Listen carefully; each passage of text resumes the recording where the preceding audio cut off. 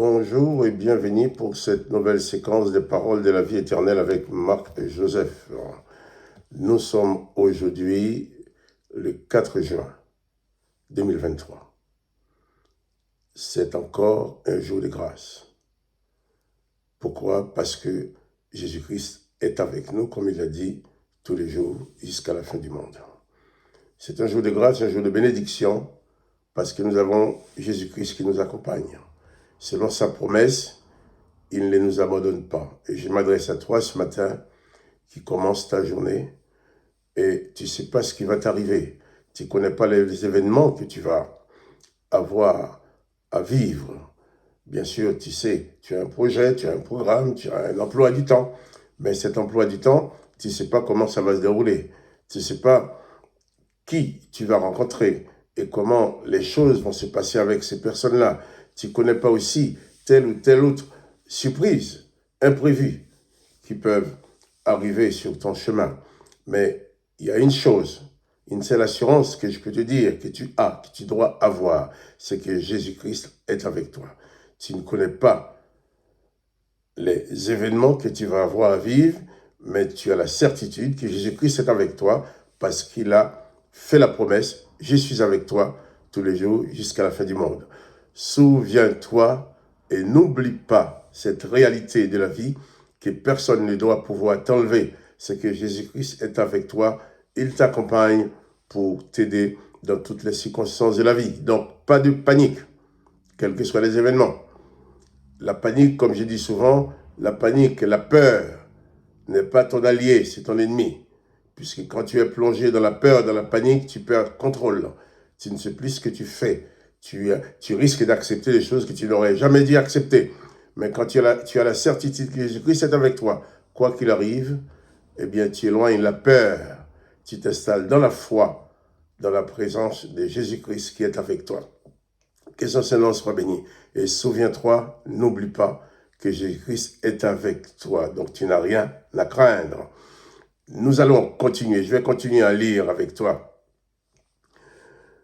dans l'évangile de Marc, chapitre 6.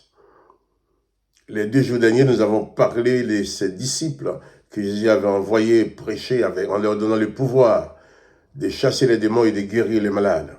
Et hier, nous avons lu que les apôtres, étant de retour, sont venus raconter à Jésus tout ce qu'ils avaient fait, ce qu'ils avaient vécu, comment les choses se sont passées.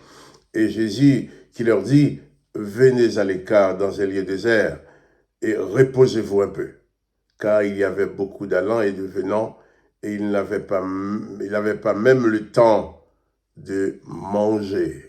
Des gens qui sont partis travailler pour Jésus-Christ, ils étaient tellement actifs, tellement zélés, tellement dévoués, tellement passionnés qu'ils n'ont pas pris le temps de manger.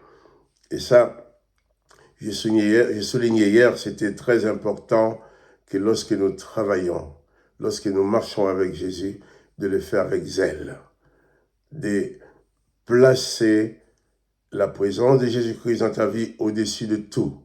Car dans ma vie, rien ne peut remplacer la présence de Jésus-Christ.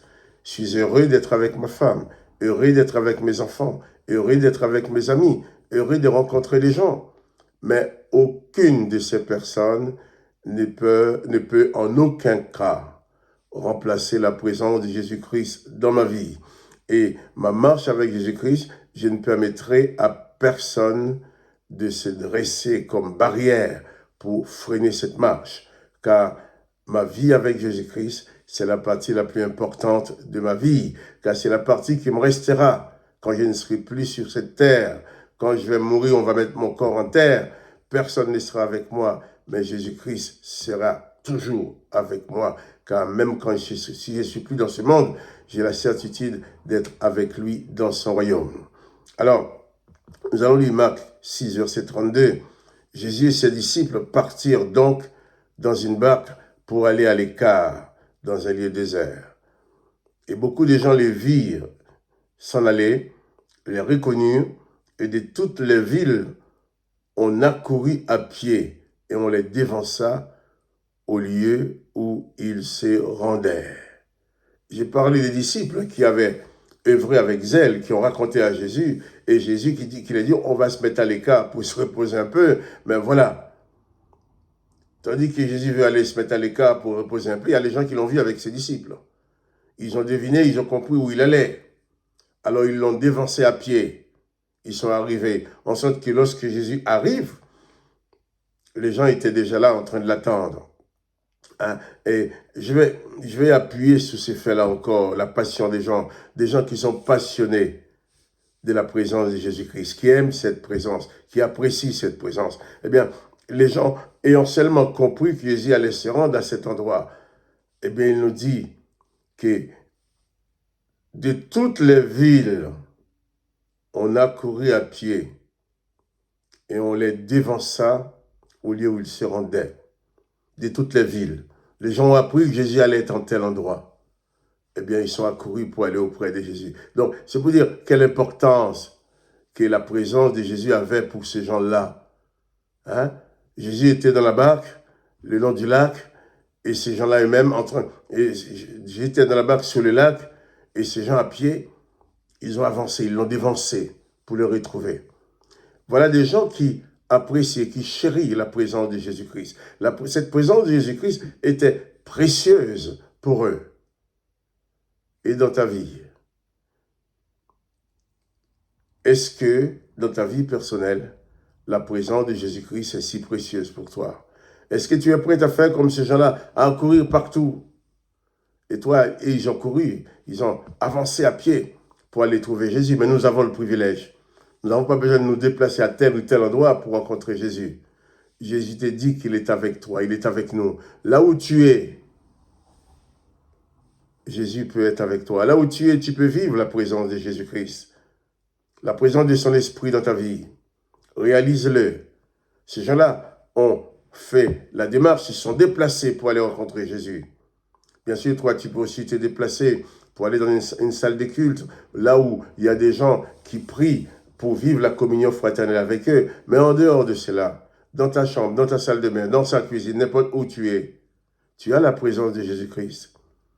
Tu peux bénéficier de cette présence, mais il faut le réaliser, le croire et t'attacher à cette présence de Jésus qui est si précieuse. Demain, pas la semaine prochaine, mais c'est demain matin.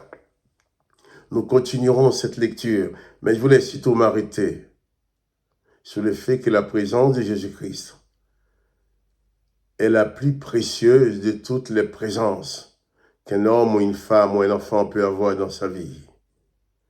Car cette présence de Jésus-Christ installe en nous une dimension d'éternité, en sorte que quoi qu'il puisse arriver sur la terre, cette présence de Jésus-Christ dans nos vies sera toujours la plus importante. Que le nom de Jésus-Christ soit béni. Que toi aussi tu sois béni. Mais souviens-toi et n'oublie point, n'oublie jamais que la présence de Jésus-Christ est très précieuse pour ta vie. Car c'est lui qui t'accompagne et qui t'aide à traverser les moments les plus difficiles. Alors, quelles que soient les circonstances, souviens-toi, n'oublie pas que Jésus-Christ est avec toi. Sois béni. Que le nom de Jésus soit béni. Quant à moi, Marc Joseph, je te dis bien, à demain matin pour une autre séquence des paroles de la vie éternelle. Mais n'oublie pas que Jésus-Christ est avec toi tous les jours et jusqu'à la fin du monde.